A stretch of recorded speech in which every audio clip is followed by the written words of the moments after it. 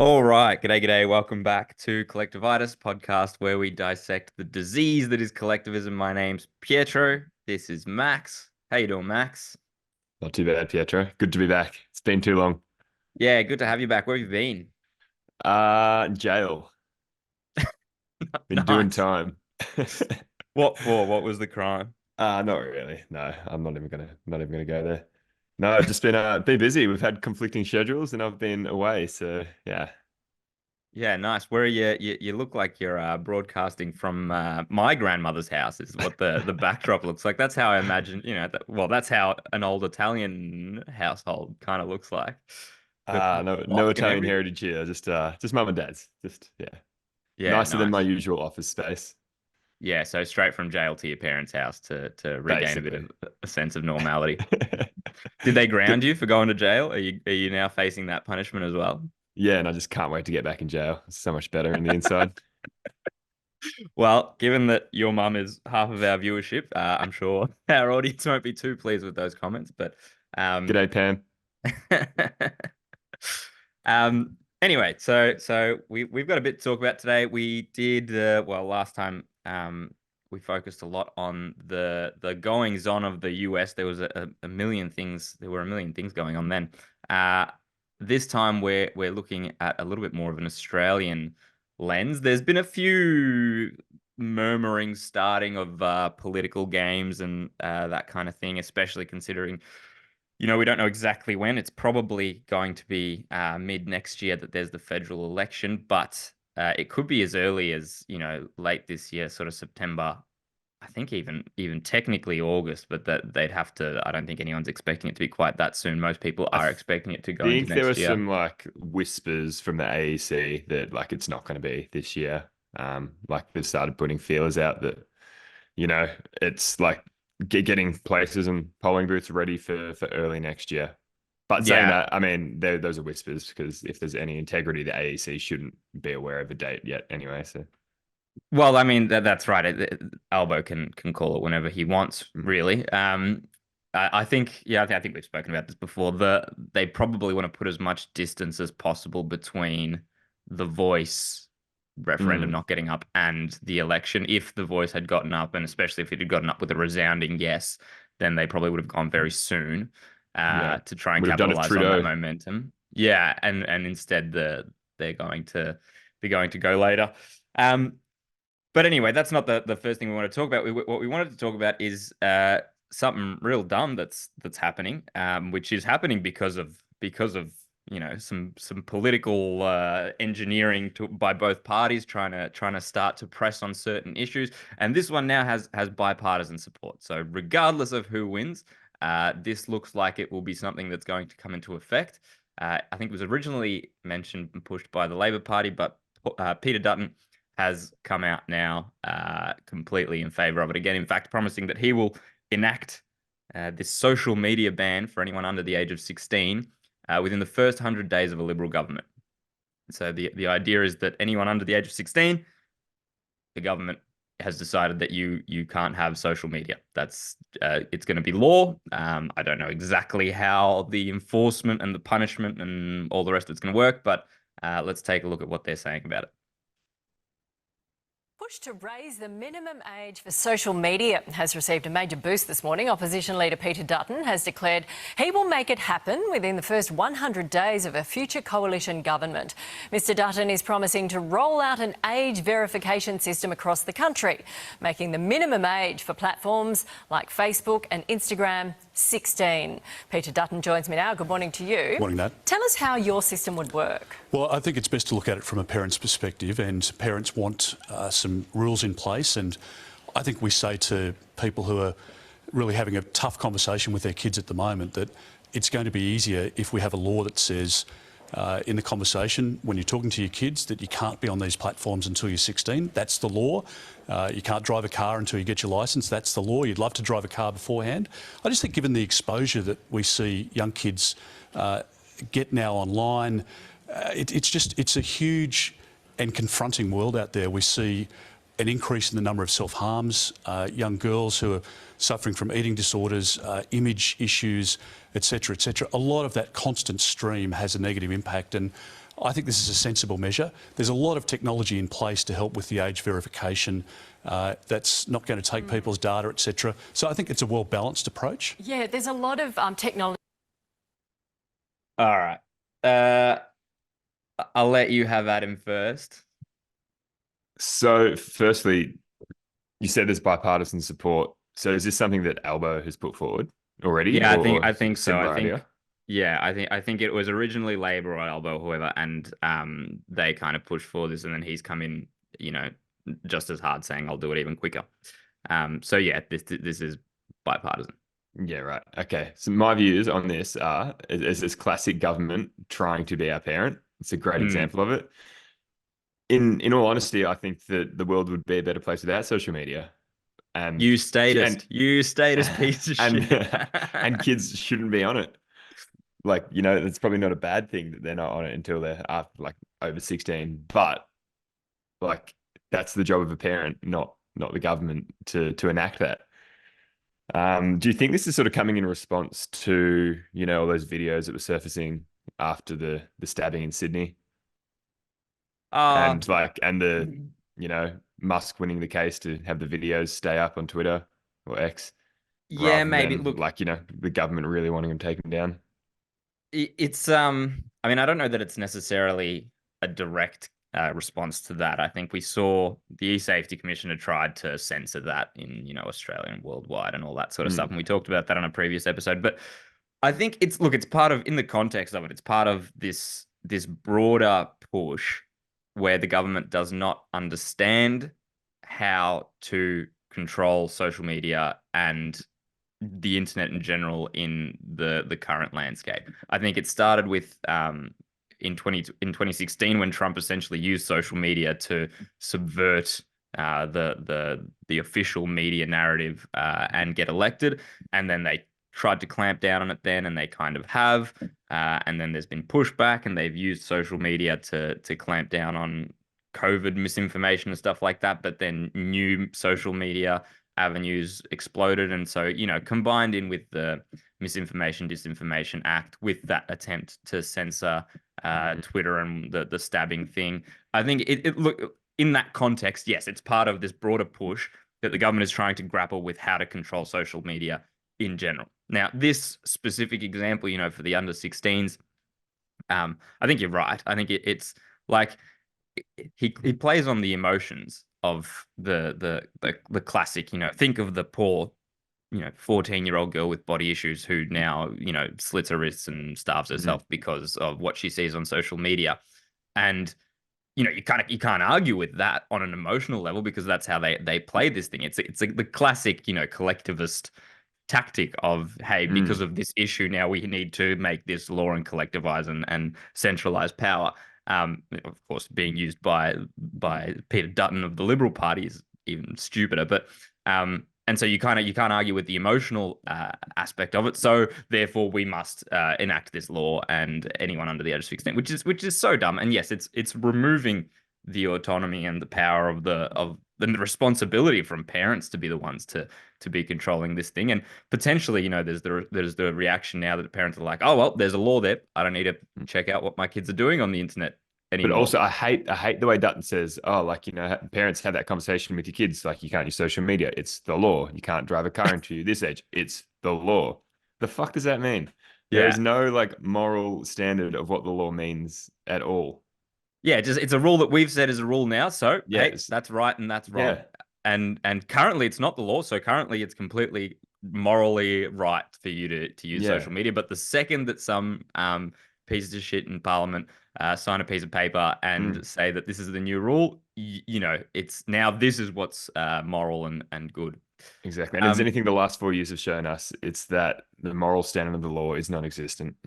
No, well, exactly right. It's it's now moral and ethical to force people to take a vaccine or they can't work, shit like that. Well, and the other thing, like the comparison he makes between well, you're not allowed to drive till you're 18. You're not allowed to use social media till you're 16. Like, as if those two are comparable. Like, as if the idea. Now, the driving age 18, sure, that's a little bit arbitrary, right? Maybe at 16 they can drive. I think in some states you can drive at 17 or something.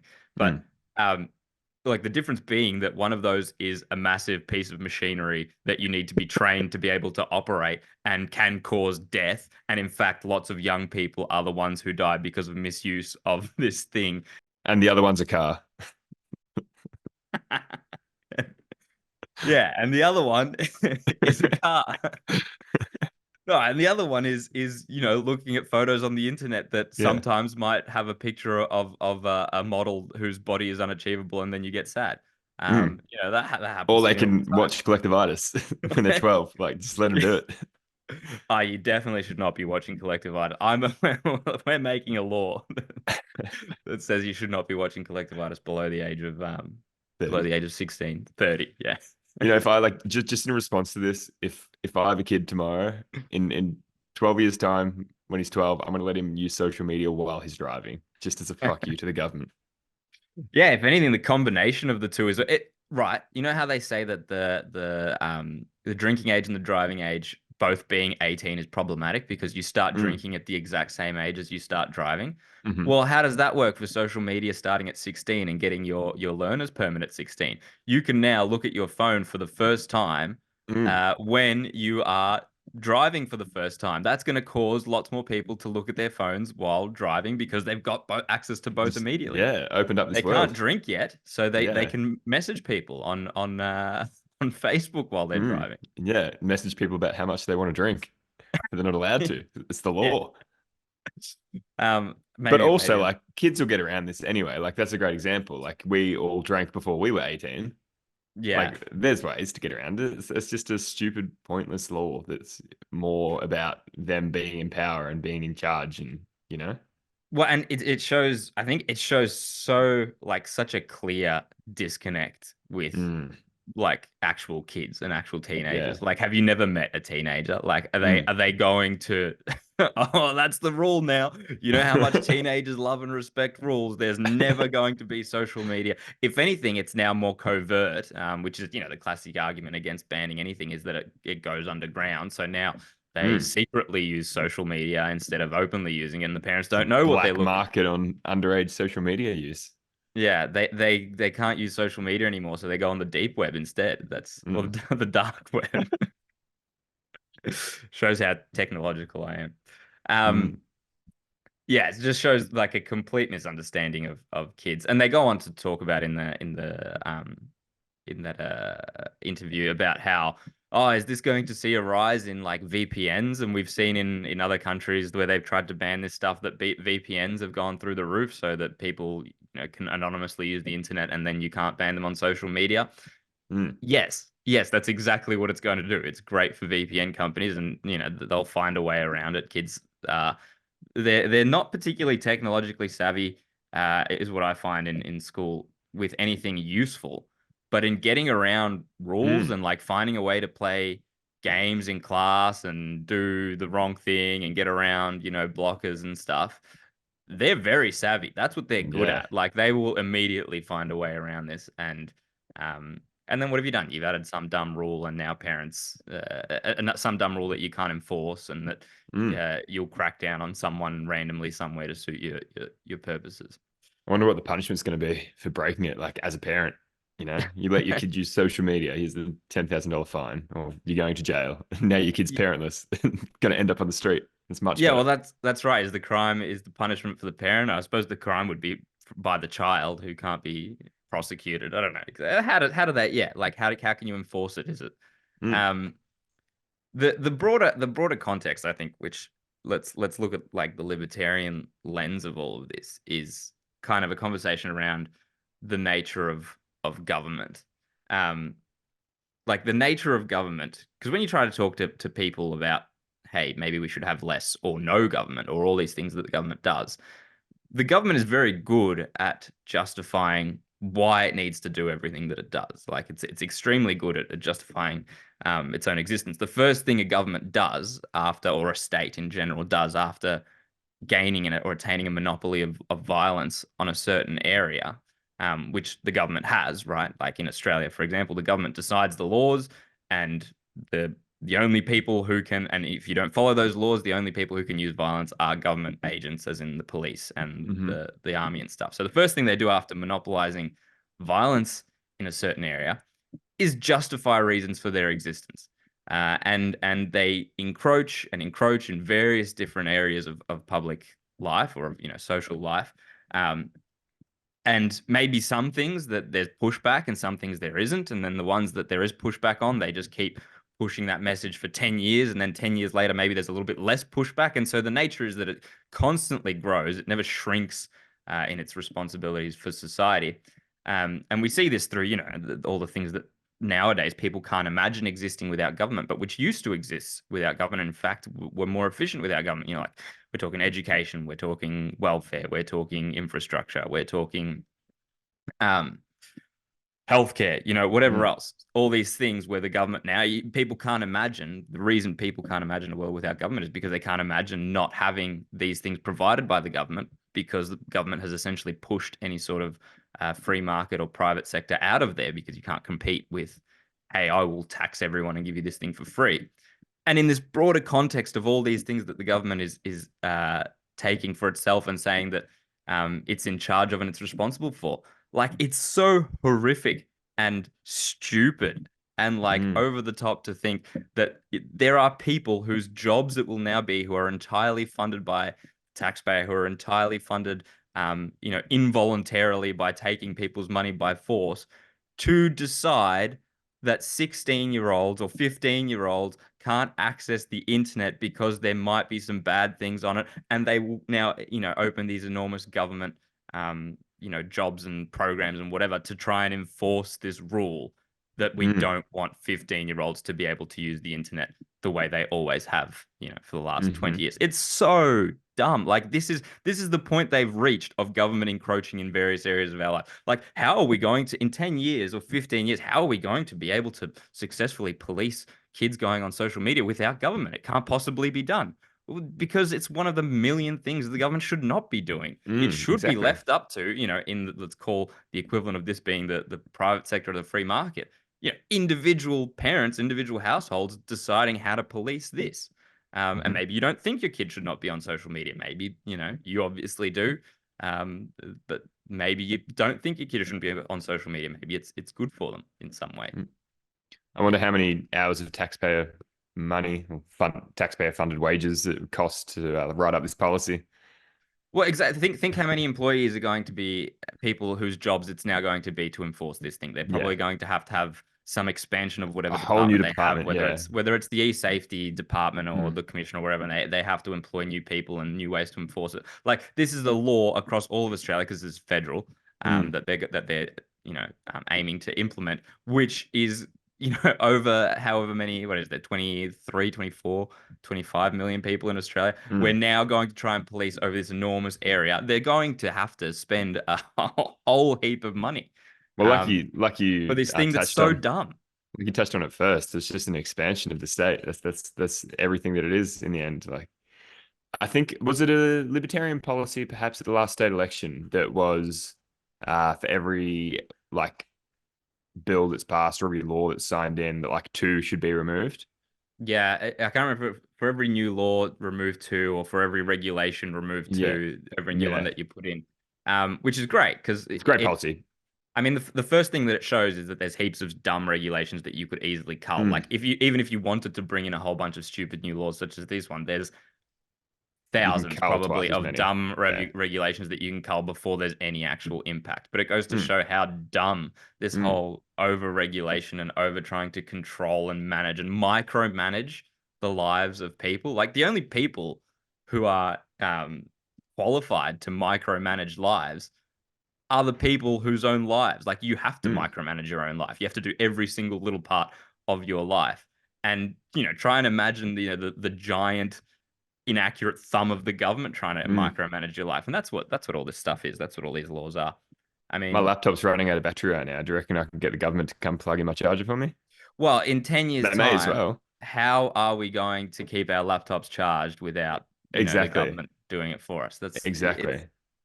I think my laptop charger should have an age verification on it, because I never got taught how to use PowerPoints, and I might accidentally stick a fork in it while I might accidentally sit in the bathtub with it and electrocute myself. You might. I don't know. You should be banned from technology and everything. Um, all right. Well, the next thing that we were going to talk about is another infuriating one. We're on an infuriating rampage today. Mm. There's no good news, only bad news. I guess there's kind of a silver lining to this. So Sundays what are I for was, fury. yeah, Sundays are for fury. Like a week ago now, there was the King's birthday public holiday, and they had the King's Birthday Award, which is awarded to Australians who've done good things, and I think it's called the Companion of the Order of Australia Award.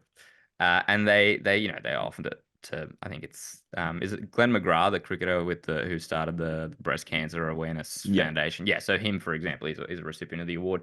Um, and equal to trying to cure cancer through a voluntary charity is the involuntary locking up of two entire states for a total of 200 plus days, because also recipients of the award are Dan Andrews and Mark McGowan. So Pietro, it's like, they're so deserving. They did do good things. They both resigned. That's why yeah. they deserve it. That's the good thing they did. Well, if that's why they were giving it to him for, hey, well done, you resigned. That's you get an award. No, they're getting the award for what they did during the time. Let's take a look.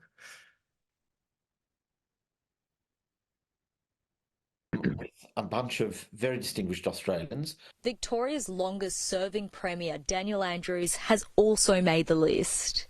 He was in the top job for 9 years and led the state through one of the longest COVID-19 lockdowns in the world, totalling 262 days. I'm also proud to think of all that we have achieved over these 9 years, in good times and bad. And in the West, former Premier Mark McGowan is being honoured for his service to the state. He served in the role for 5 years and introduced a hardline border approach to protect his state from COVID. It was closed to the world for almost 2 years. The late Simon Crean. All right, so I'll let you have at it first. So, firstly, what is the award exactly? Companion of the Order of Australia. It's for like remarkable contribution to Australian well-being or whatever. And who is in charge, or who's the panel? Like, is it a government awarded award? Yeah, I'd imagine. I couldn't tell you. It's I think it is a government award. Yeah, right. Well, it's kind of no surprise then that, the two biggest tyrants that this country have ever seen have been awarded something from their own government.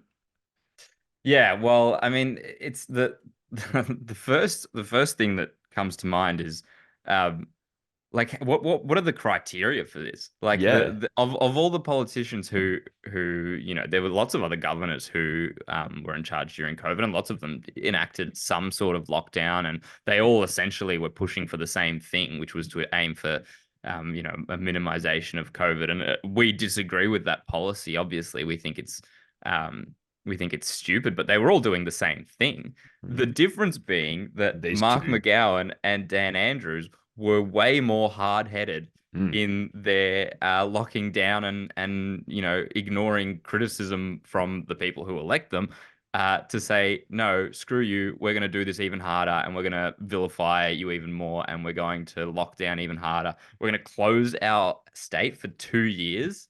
Like that's Do you think all the other premiers feel a bit left out, that they didn't go harder? They've missed out on this award. well, that's what they've got to be Palaszczuk thinking. and Gladys are looking back saying, "Oh fuck, like we Yeah. we weren't hard enough." What other conclusion is there to get to? Like this is the state saying that, hey, we award, we reward, we think it's a good thing if you are draconian and tyrannical, and Yeah. the harder you go, the more you push, the more hard-headed you are in pushing the line that the state is here to protect you, the state is all powerful, you can't fight against the state. The more we'll reward you as a politician. But like even well, I mean, like that honestly has to be what they're going for, because you can't even be results driven, because as much as like I'm against the principle of locking everybody down, just whatever. McGowan did it, at least like when he did it and like shut his whole state, according, like I know they could skew stats, but according to them, like, they were COVID free for ages and their industry stayed open. What about Victoria? We were locked down for ages and it didn't work, it failed like horrendously time and time again. Like there was the photo of Dan with the donut saying 0 cases today, and then like 4 hours later we were in lockdown. Like what what is the criteria? And where's like, I don't know, if that's the moral standard for this award, then sorry, Glenn McGrath, but I would be giving it back. I'd be saying, do not associate me with those tyrants. Like, do not draw any parallel lines between my charity and locking millions of people down and ruling over them with an iron fist. Yeah, well, that's an interesting point. I don't know if he'd necessarily do that, but yeah, it's. I mean, there can't be any other criteria. It is saying whoever is the most fervent, pusher of the state will be rewarded with this thing. And it also creates like this idolatry and like idolizing and looking up to and virtuous surrounds around the idea of politicians. Like politicians are not by and large nice people. Especially the ones who climb to the top. These are people who are refusing to operate in a voluntary sector and instead choose to operate in the sectors of force and manipulation, and they have to play these stupid political games, and they're all trained liars, especially the ones who reach to the top, especially the ones who reach to the top of the major parties, especially the ones who reach to the top of the Labour Party, which is the most backstabby and lying of the parties. And these people who reach the top, at best, there's someone who is maybe like, I don't know, an effective pusher of the regime. And at worst, they're just a two-faced piece of shit, who absolutely should not be receiving any kind of. They're supposed to be serving the public. Even if they do their job perfectly, there should be no reward for that. Their reward is the fact that they Got lived off paid. the taxpayer. Yeah. They leached off productive society for 4 years. Mhm. At best, if they cause zero harm, they're still a net negative. They're still Yeah. a leech and a parasite on society. And here, not only were they a leech and a parasite on society, they were directly oppressive and directly destroying lives, and still people hate them for it. And they get an award from their parasitic organization to say you did a good job. You were number one parasite. Well done, Dan Andrews and Mark Number one McGowan. You were parasite. number one and number two parasites, and we reward our parasites with the Parasite Award. Oh, sickening, isn't it? It's that, that meme of Barack Obama giving himself the medal. Yeah, that's what this is. That's what it is. It's yeah. Do state premiers get a pension for the rest of their life, like prime ministers do? I don't actually know. I mean, if they don't, that's the thing. Like, it doesn't even matter if they get a state pension for the rest of their life. I was gonna say they can trade in. They can trade in like all the favors that they do throughout their. Yeah, they're sort of for life. Yeah, they in exchange of, once they get elected, they get in exchange for the political favors they give. They get favors in return, and they get fame and celebrity, which makes them employable in extremely high positions for the rest of their life. Look at Scott Morrison, the most useless, guy ever, who's now straight away been absorbed into the military industrial complex between Australia and the US. Like they get fame and celebrity on top of, and these are egocentric, sociopaths who rise to the top, who, for all that they want to say, they are, to get to that position, you have to be an egocentric sociopath to climb to the top, and then to want that job. And they get everything they could ever possibly ask for. So regardless of whether they get a state pension, I actually don't know if the premiers of Victoria, I suspect they actually might not. Okay. But regardless of that, they trade in all of it for the whatever favors they cashed in while they were there, at the expense of the taxpayer. Yeah. Well, I was just going to comment on your comment saying that, after like serving their time, they're at a net negative or net equal, because they have like, earned money while they're doing it from the taxpayer. I was going to say, if they're getting a pension, and they go straight back into that net negative. As soon as they finish, it doesn't matter what they've done. They owe everybody. But yeah, you're right. Like, they get the fame, they get the fortune, like from going into some cushy job in some like, government aligned industry. Yeah. Or yeah, even if it's not directly government aligned, if it's some sector that is uses, some No, corporation that is yeah, coordinating with the government or some fake, free yeah, market thing. They that's what I never meant. go into like the completely private sector. That's something they don't No, ever do. no, no, no. Definitely, the lines are quite intersected Yes. between some private sectors and the government too. Yeah. Well, look, let's end on not such a sour note. I've got a video of Joe Biden recently and what he's been doing. Um, so I don't know if anyone's seen this. We'll just watch and we'll give some brief comment. But obviously, outside of the context of Australia, the US election is looming much closer. They might actually be close in time frame of when they occur.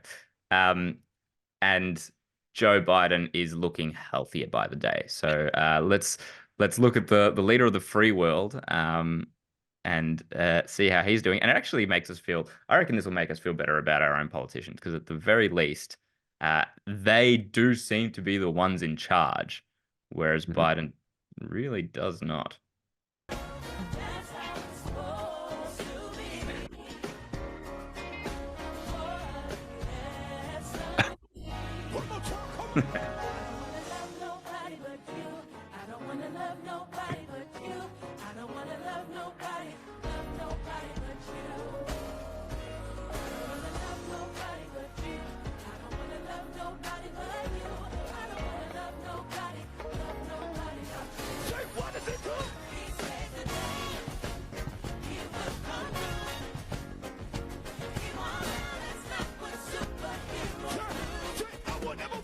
Why I awarded the Medal of Freedom to Miss Oprah Lee as well, the grandmother of Juneteenth. She knows so long as she was denied, our freedom can never be secured. Her decades-long march. All right, that's it. I think the expression, the lights are on, but no one's home, doesn't even apply here. The lights are not on. Like no one's home, and the lights are off. Um, He for didn't. the He didn't just pause. He wasn't having a moment. He was shitting his pants. well, you know what? That at least shows some level of. I don't even think he can do that. I don't. That Yeah, he true. looks That's so what kids do though. When kids shit their pants or their nappies, they yeah, pause. They freeze. true. But That's like, I why suppose it is the also completely plausible that he just got confused, didn't know where he was. But like, and he has a record supposedly of shitting his pants in places. So Yeah, well, he does. And he did just meet the Pope again at like the G7 summit recently. So maybe that's the catalyst for him. Every time he gets near the Pope, he hears poop and then shits himself. it's like how some people like their bowels can't handle coffee or like dairy. For Biden, it's just being near the Pope. Yeah, it's Catholicism, anything that's religion or faith. Yeah, and he's dyslexic, so yeah, Pope poop. He thinks, oh well, time to go. Yeah, no, he does not look well, and I mean, it just goes to show, like, without when he's not drugged up with whatever they give him, he is really, really, I don't know, he just looks like a demented old man. Like, put him Mm, away. This is cruel at this point. I mm. love making fun of him because it's He's only got 4.5 more months until he can be put away. yeah, He's almost there. He's almost got there. yeah. I mean, and if they don't put him away sooner, put him away sooner. Like Mm. Yeah, but then you get it's Kamala, and that's kind of scary. yeah. Well, I don't even know if it would be Kamala. You'd probably get Michelle Obama instead. Yeah, Um, but I but mean, that's until the election, you'd get Kamala yeah. more than likely. Um, yeah. Well, but it looks like, I mean, it looks like they're going with him, and Mm, the point of making fun of him is that while they're going with him, he is just such like a clear example of how corrupt it all is. Like we are pretending that this guy is president, and at the same time, every single person can see that he is mentally unfit and mm, cognitively declining. And when they found those classified documents in his basement or whatever a few months ago, and the court ordered mm, determined that he was in no not mental mentally. state. Yeah. He was in no mental state to be found guilty because he couldn't have known what he was doing, kind of thing. And he's not mentally fit enough to go to jail or to be convicted of a crime, but he's mentally fit enough to be president. It's just how obvious the lie is. And then the opposite end of the spectrum. I know this is a whole other conversation, but the opposite end of that spectrum is that like the FBI authorized lethal force when they were raiding Trump's house for a similar sort of offense for having classified documents at home. Yeah. They gave Joe a pat on the back while they did his, I'm sure. Yeah, and that what did he say after that? After he was standing, what normally you can kind of like try and guess where he was starting, and with that one, I don't know. He slows halfway through, and I think he's clearly reading from a teleprompter, and there's just a word that has too many syllables for him, and so he skips over it. Maybe the teleprompter's just fucking with him. Like the teleprompter will write like 4 words and then just start like mashing the keyboard. He's actually fully cognitive, but he's just so reliant on the teleprompter. He's just got such a shit assistant who'll write in a word. The assistant who writes up the speeches on the teleprompter is a Trump supporter, and he puts in like blah blah blah blah blah blah blah into the halfway through the speech, and Joe reads it. He's actually reading it perfect, letter by letter. Yeah. Also, he's reading at a fourth grade level. That is really impressive, Joe. Well done. Just one last little comment on the video. George Floyd's brother was standing next to him. Yeah. Why? Because he's still part of that whole pro-Democrat narrative. It's hey guys, remember George Floyd? George Floyd's still relevant. Hey guys, remember George Floyd? Remember how America's racist? Because they have to, that's the way the Democrats win, by saying everyone's remember racist. how America's racist? Not that like this guy who like died at the hand of cops, which is wrong, but like he was some like off his head, drugged up, violent criminal. Yeah, but I've also seen like some people argue that he died. Like, didn't the coroner's report say that he died from a fentanyl overdose? And then people are like, so I don't know the truth about it enough to. That's a whole another topic that is like 4 years old. But the problem is, like violent force being used by government officials rather than racism, in my opinion, on that. Well, the whole point of him being constantly brought up and re-mentioned is to try and frame elections around these issues of identity politics, which the Democrats love, because it's like, hey, if you don't still cry George Floyd during the night, then you are racist, and therefore everyone who is not one of us is racist. And hey, you don't want to be racist, better vote for us. And that's the game. That's the only. I mean, it's. Their president isn't a real person. Their president is a little puppet guy without a brain. So it has to be played on these other terms, because what are you going to try and convince people of the charisma of Joe Biden? Like, it's not real. Anyway, he's pretty charismatic. He's good at sniffing hair. He's still got that. It's funny. He still has that like winning smile that he just automatically does. Like when the guy grabs his shoulder, when Floyd's brother grabs his shoulder, and he just automatically goes into that. Just like, yep, I'm the president. That's my smile. He still knows how to do that in autopilot. That's the last little neuron running around in his brain. All right, well, let's leave it there for today.